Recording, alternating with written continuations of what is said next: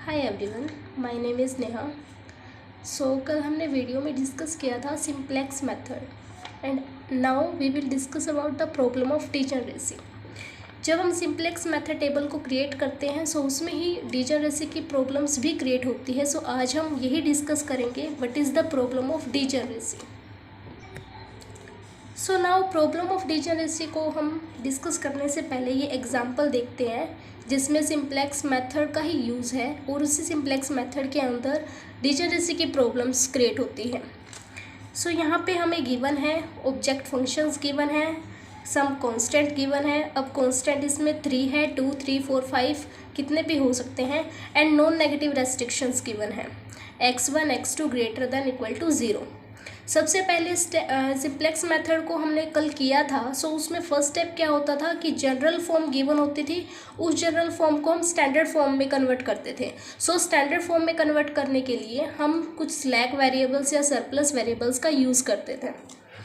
मैंने कल बताया था कि स्लैक वेरिएबल्स का यूज़ हम कब करते हैं एंड सरप्लस वेरिएबल का यूज़ कब करते हैं। सबसे पहले अगर वीडियो नहीं देखी हो तो पहले वो वीडियो देखना, क्योंकि इसी वीडियो से कुछ समझ में नहीं आएगा। जो मैंने प्रीवियस मेरी 2 वीडियो सेंड की है वो आप वो देखना। कम टू द पॉइंट, इस एग्जांपल में हमें ऑब्जेक्टिव फंक्शन गिवन था, उसी ऑब्जेक्टिव फंक्शन में हमने अपने स्लैक वेरिएबल्स को ऐड किया है। स्लैक वेरिएबल्स कितने ऐड करने हैं? जितने हमें कांस्टेंट गिवन है। कांस्टेंट यहाँ पर 3 गिवन है, हम स्लैक वेरिएबल्स भी 3 ही ऐड करेंगे। 5x1 plus 3x2 plus 0s1 0s2 0s3। यहाँ पर स्लैक वेरिएबल्स का जो स्लैक वेरिएबल्स के जो कोफिशिएंट्स होते हैं वो 0 0 0 ही होते हैं। यहाँ पे हमें स्लैक वेरिएबल्स को ऐड करना है। नाउ x1 प्लस s2 जो हमें कॉन्स्टेंट्स गिवन है उनमें भी हमने स्लैक वेरिएबल्स को ऐड करना है। s1 s2 s3 हमने तीनों कॉन्स्टेंट्स में स्लैक वेरिएबल्स को ऐड किया है। यहाँ पर लिखा हुआ है where s1 s2 s3 are slack variables. Now हम क्रिएट करते हैं सिंप्लेक्स मेथड की टेबल को। ऐसे ही स्टेप है जैसे हमने पहले किए थे, बिकॉज ये सिंप्लेक्स मेथड ही है। इसमें भी सबसे पहले हमें बेसिक वेरिएबल्स क्या होते हैं? Slack variables s1 s2 s3 and उनके कोफिशिएंट होते हैं cb 0 0 0। cj में होते हैं ऑब्जेक्टिव कॉन्स्टेंट्स यानी कि 5 3 0 0 0 इनके कोफिशिएंट्स। ये ऑब्जेक्ट गिवन था, इनके क्या कोफिशिएंट है? x1 का कोफिशिएंट है 5, cz में क्या आ जाएगा? 5 3 0 0 0। cj की वैल्यूज में कोफिशिएंट ही राइट करने होते हैं एंड x1 में भी 1 कोफिशिएंट है, 5 कोफिशिएंट है, यहाँ पर 1 है, यहाँ पर 5 है, यहाँ पर 3 है, देन इनके कोफिशिएंट राइट। x2 में भी कोफिशिएंट है, कांस्टेंट के कोफिशिएंट है 1 2 8, 1 2 8 s1 वेरिएबल्स है, स्लैक वेरिएबल्स है। फर्स्ट कांस्टेंट में s1 का कोफिशिएंट है 1, सेकंड में नहीं है, थर्ड में नहीं है, यहाँ 0 0। s2 में भी 0 1 0 and now s3 0 0 1 and xb में 2 10 12 2 10 12। अब हम करते थे, अब नेक्स्ट स्टेप क्या होता था? zj को फाइंड आउट करना। zj को फाइंड आउट कैसे करते थे? कल भी मैंने बताया था सिंप्लेक्स मेथड में cb का 1 वेरिएबल्स 1 एलिमेंट एंड x1 का 1 एलिमेंट, यानी कि 0 into 1 plus 0 into 5, 0 into 1 plus 0 into 5, then क्या मिलेगा? 0। cb की सारे एलिमेंट्स यहाँ पर 0 है। अगर 0 की किसी भी एलिमेंट के साथ हम मल्टीप्लाई करेंगे वो वैल्यू 0 होगी। zj हमें निकालने की ज़रूरत नहीं पड़ी, सब एलिमेंट इसमें 0 0 0 ही आ गए।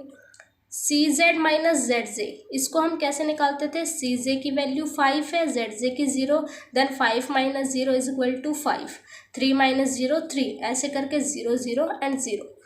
जो भी हमें cz माइनस zj में जो रो बनती थी उसमें हमें highest positive element find out करना होता था। इसमें सबसे हाईएस्ट जो पॉजिटिव एलिमेंट है वो हमारा निकला है 5। ये हमारी पूरी की पूरी कॉलम्स हमें मिलती है इसे की कॉलम्स के रूप में। हमें इसमें की कॉलम्स मिल चुकी है, मतलब हमारी ये पूरी कॉलम्स रेडी है। अब हम मिनिमम रेशियोज निकालते हैं। मिनिमम रेशियोज कैसे निकालते हैं? xb बाय में उसके डिवाइड में होता है की कॉलम्स। की कॉलम्स क्या है? x1, देन x1 का एलिमेंट, xb का एलिमेंट क्या रहेगा? 2, s1 का एलिमेंट 1, 2 डिवाइड 1 2, 10 डिवाइड 5, यानी कि xb का एलिमेंट क्या है 10 है, देन x1 का एलिमेंट क्या है 5 है, 2 आ गया। 12 डिवाइड 3 इज इक्वल टू 4।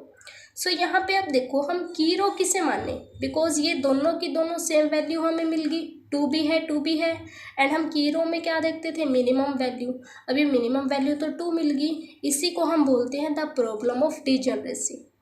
आज हमारा टॉपिक यही है कि द प्रॉब्लम ऑफ डिजनरेसी।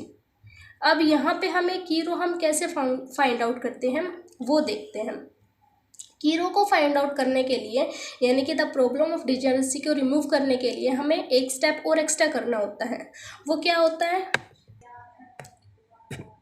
वो स्टेप क्या होता है, हमने S1 S2 S3 slack variables को ऐड किया था। इस पूरे मैट्रिक्स को हम बोलते हैं यूनिट मैट्रिक्स।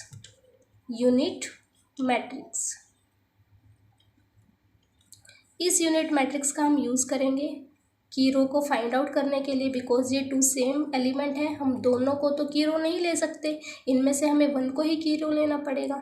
उसके लिए हमें क्या करना होता है, जो हमारे पास सबसे पहला एलिमेंट होता है S1 स्लैक वेरिएबल्स होता है। हम S1 को लेते हैं, फिर डिवाइड में, एंड जो हमें की कॉलम मिला है, की कॉलम क्या था X1, X1 के एलिमेंट, S1 का एलिमेंट 1 था, X1 का एलिमेंट डिवाइड में 1 इज इक्वल टू हमें मिलता है 1। सिर्फ हमें उसी रो को यहाँ पर उसी रो पे हमने ये ऑपरेशंस लगाना है जिसमें हमें प्रॉब्लम ऑफ डिजनरेसी क्रिएट होती है, बिकॉज 4 का यहाँ पर कुछ भी नहीं है। हम 4 को क्या कर देंगे, ड्रॉप कर देंगे। इस रो को हमें कुछ नहीं करना है, सिर्फ 2 and 2 first and second row पे ही हमें ये ऑपरेशंस लगाना है। सेकेंड में भी S1 का क्या एलिमेंट है 0 एंड X1 का एलिमेंट है 5, देन हमें मिलता है 0 एंड सेम यही 4। अब सबसे मिनिमम एलिमेंट हमें क्या मिला 0, देन ये पूरी की पूरी रो हमें फाइंड आउट हुई। तो क्या होती है ये हमारी की रो। इसी की रो से एंड इसी की कॉलम से हमें इंटरसेक्शन करना होता है। इस इंटरसेक्शन में हमें जो एलिमेंट मिलता है वो हमारा की एलिमेंट्स होता है। ये जो एलिमेंट है 5, ये हमें इंटरसेक्शन में मिला, देन इट इज़ ए क्या है की रो। देन फिर हम इसी टेबल्स को इम्प्रूव करते हैं ऑप्टिमल सॉल्यूशंस को फाइंड आउट करने के लिए। बट यहाँ पर जो टॉपिक था वो था प्रॉब्लम ऑफ डिजनरेसी, उसको हम ऐसे ही रिमूव करते हैं। फॉर एग्जाम्पल के लिए अगर यहाँ पर हमने एक ऑपरेशंस लगाया प्रॉब्लम ऑफ डिजनरेसी को रिमूव करने के लिए, अगर उस स्टेप में भी सेम ऐसे ही कंडीशंस होती है तब हम क्या करेंगे। यहाँ पर अब 104 हमें मिल गया था, अगर यहाँ पर 104 ना मिलके हमें अगेन 114 मिल जाता, यानी कि एक प्रॉब्लम्स को हमने रिमूव किया, दोबारा से फिर से प्रॉब्लम ऑफ डिजनरेसी क्रिएट होती है। देन हम S2 वेरिएबल्स को उठाएंगे, फिर S2 बाय में X1, कॉलम को हमें सेम ही रखना है, चेंज किस में आएगा S2 में, बिकॉज हमने S1 पे तो हमने अप्लाई कर दिया था। अगेन फिर से हमारा ये बनता है, ये एज मैं शॉर्ट में रफली समझा रही हूँ, बिकॉज यहाँ पर टेबल तो हमारी 104 ही बनी है, बस मैं ये समझा रही हूँ। अगर अगेन दोबारा से प्रॉब्लम ऑफ डिजनरेसी क्रिएट होती है हम उसको कैसे रिमूव करेंगे। वहाँ हम S2 वेरिएबल्स को यूज़ करेंगे, स्लैक वेरिएबल्स को। ऑपरेशन लग जाएगा S2 बाय में X1, फिर वहाँ से हमें प्रॉब्लम ऑफ डिजनरेसी हमारी रिमूव हो जाएगी। Thank you.